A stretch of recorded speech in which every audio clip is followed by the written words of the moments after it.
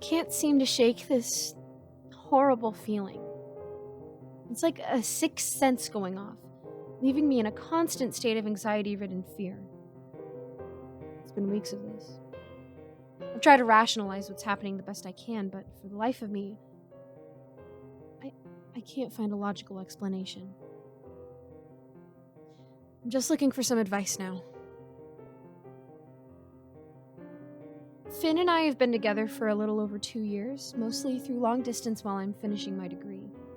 Things have been wonderful, and I've experienced some of my happiest moments, at least up until a few weeks ago when it started. It wasn't until my first night back at his place over the summer that I noticed anything. We must have dozed off around midnight. I remember jolting awake to 2:57 a.m., flashing on the screen of Finn's alarm clock. I couldn't tell you what woke me, but whatever it was stayed quiet enough for Finn to stay soundly asleep. I felt a shiver go down my spine and that horrible, anxious sixth sense sounding alarms in my head. Given the placement of Finn's bed, I had a clear view of his bedroom, bathroom, and closet door, which all sat against the same wall. Through the darkness, my eyes darted from corner to corner, but I didn't see anything unusual. I just couldn't shake the feeling I was being watched. After a few more seconds of investigating, it hit me. His bedroom door sat against the wall, wide open. We weren't the type of people to sleep with our bedroom doors open, and over the years, I'd even picked up the habit of locking mine before bed, and I could have sworn I did the same to his. My heart sank to my stomach as my eyes adjusted to the darkness.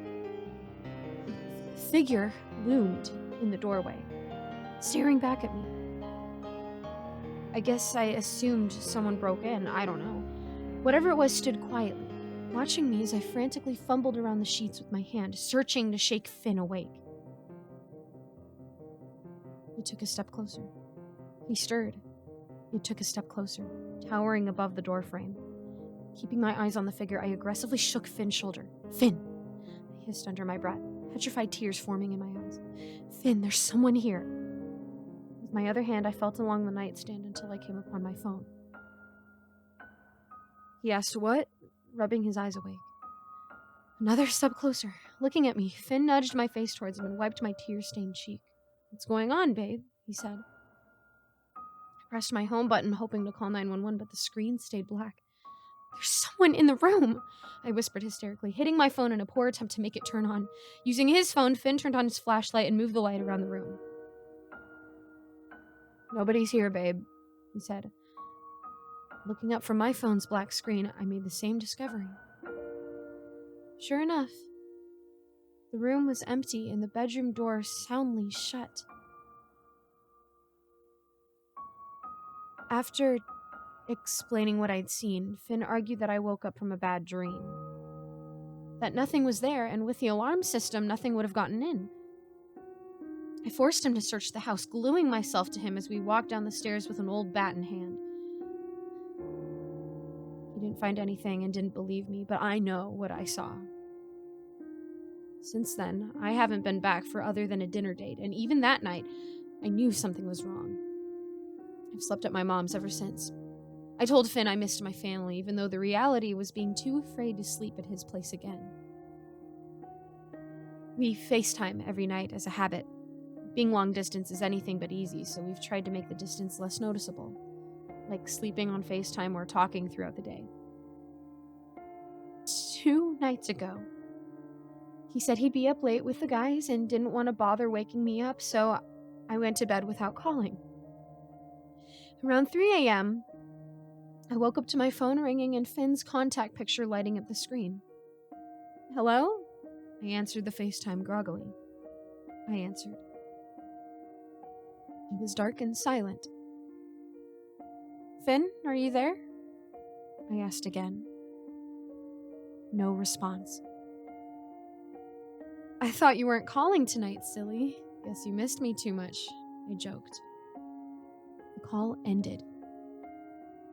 After a few minutes of feeling really weird and honestly concerned, I called back. It took a few rings for him to finally answer, and when he did, he sounded like he'd been asleep for hours. "Hey, is everything okay?" he asked. I furrowed my brows. Yeah? Everything is fine. I was just calling you back. Did your phone die? What are you talking about? You just called me. Just didn't talk or anything. Maybe you fell asleep after you dialed? There was a pause. I didn't call you, babe. I've been asleep for like an hour. His screen paused as he clicked out of the call. No outgoing call to you. Maybe you were dreaming. Alarm bells went off in my head. Maybe. Just feels a little weird.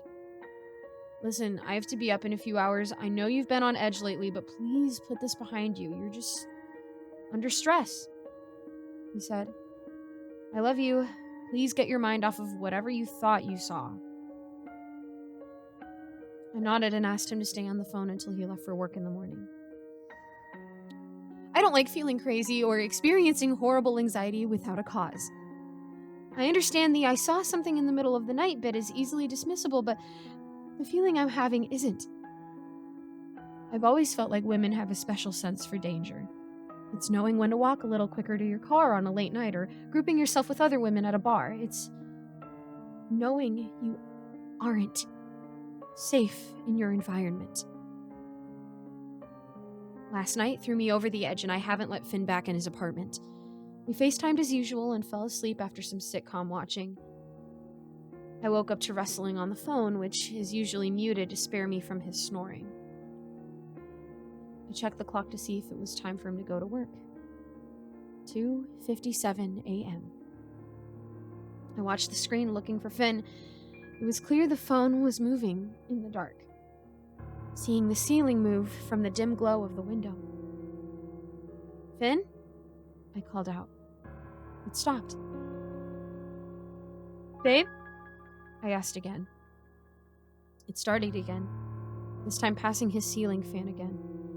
There was a soft thud against his nightstand, and I now looked at what seemed to be an upward-facing view of his bedside lamp. Hey, what's going on? At this point, my heart was racing.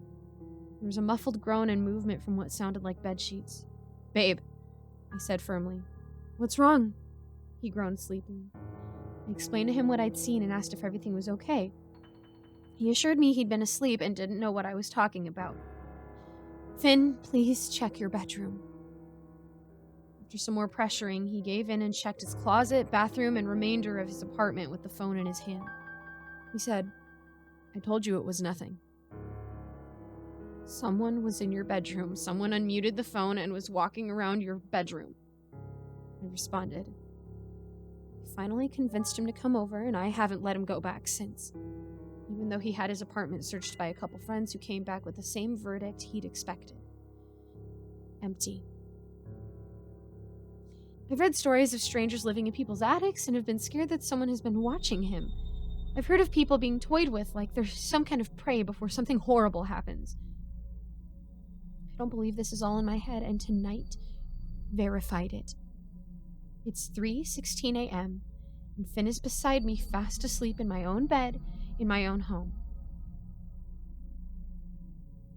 His phone is charging on the bedside table, and I'm looking at its blank screen right now. So, if Finn is fast asleep beside me and not at home anymore,